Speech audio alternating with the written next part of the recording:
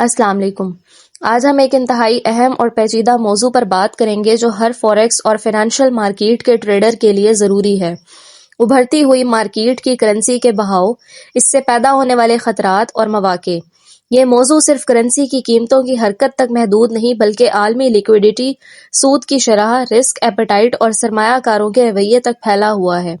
آج ہم تفصیل سے دیکھیں گے کہ کیسے بین الاقوامی سرمایہ کار کرنسیوں میں پوزیشن لیتے ہیں، یہ بہاؤ مارکیٹ پر کیا اثر ڈالتا ہے اور پروفیشنل ٹریڈر کس طرح اس سے فائدہ اٹھا سکتے ہیں۔ ابھرتی ہوئی مارکیٹ کرنسی کے بہاؤ کیا ہیں؟ ابھرتی ہوئی مارکیٹ کی کرنسی کا بہاؤ بنیادی طور پر سرمایہ کاری اور لیکوئڈیٹی کے حرکت پذیر رخ کو ظاہر کرتا ہے۔ یہ بہاؤ مختلف وجوہات سے پیدا ہوتا ہے۔ عالمی سود کی شرح میں تبدیلیاں۔ جب US یا EU کی شرح سود بڑھتی ہے، سرمایہ اکثر محفوظ کرنسیوں یا ڈالر کی طرف منتقل ہوتا ہے۔ عالمی رسک آف سینٹیمنٹ یا رسک آن کرنسیوں میں رسک سینٹیمنٹ کے مطابق سرمایہ کاری بڑھتی یا کم ہوتی ہے۔ Capital inflows and out flows. سرمایہ کاروں کے بڑے پوزیشننگ اور فنڈز کی مارکیٹ میں داخلہ یا نکلنا بہاؤ پیدا کرتا ہے۔ یہ بہاؤ براہ راست کرنسی کی قیمت پر اثر انداز ہوتا ہے۔ مثال کے طور پر اگر بڑے انسٹیٹیوشنز برازیل، ترکی یا بھارت کی کرنسی میں سرمایہ کاری کرتے ہیں تو وہ کرنسی مضبوط ہو جاتی ہے، اور جب سرمایہ نکلتا ہے تو کرنسی دباؤ میں آ جاتی ہے۔ خطرات۔ ابھرتی ہوئی مارکیٹ میں سرمایہ کاری کے ساتھ کئی خطرات جڑے ہوتے ہیں۔ لیکوئڈیٹی رسک۔ کرنسیاں اکثر کم لیکوئڈیٹی رکھتی ہیں، لہٰذا بڑے آرڈرز مارکیٹ پر غیر متوقع اثر ڈال سکتے ہیں۔ Market volatility.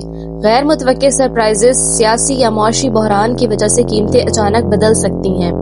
کرنسی سپلائی کا دباؤ۔ اگر مقامی بینک یا حکومت کرنسی بیچنے لگے تو قیمت میں اچانک دباؤ آ سکتا ہے۔ ماحول۔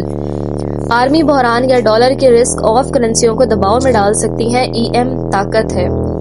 مواقع، اپرچونٹیز۔ جہاں خطرات ہیں وہاں مواقع بھی ہیں۔ کرنسیاں انٹرسٹ ریٹ ڈفرینشیلز اکثر زیادہ سودی شرح رکھتی ہیں، جس سے مواقع پیدا ہوتے ہیں۔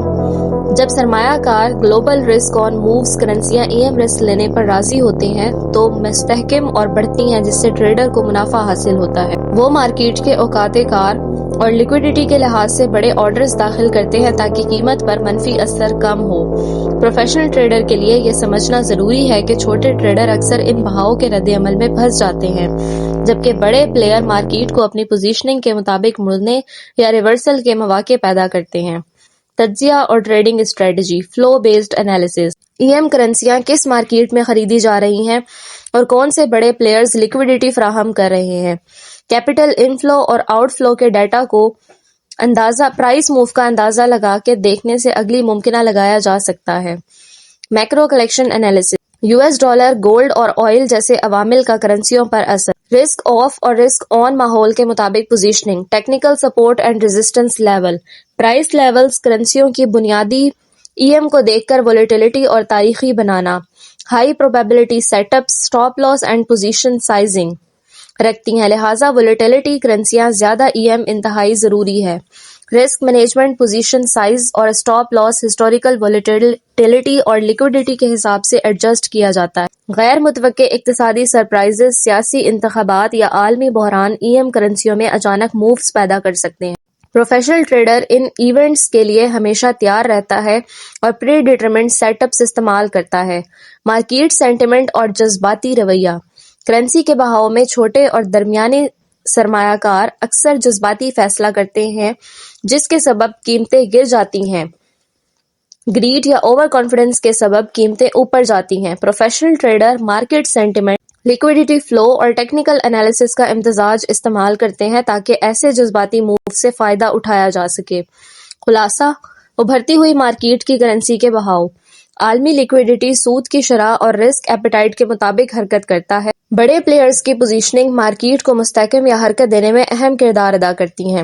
Professional trader risk management, technical analysis اور فلو بیسڈ اسٹریٹجیز استعمال کر کے منافع حاصل کرتا ہے۔ چینل کو سبسکرائب کریں۔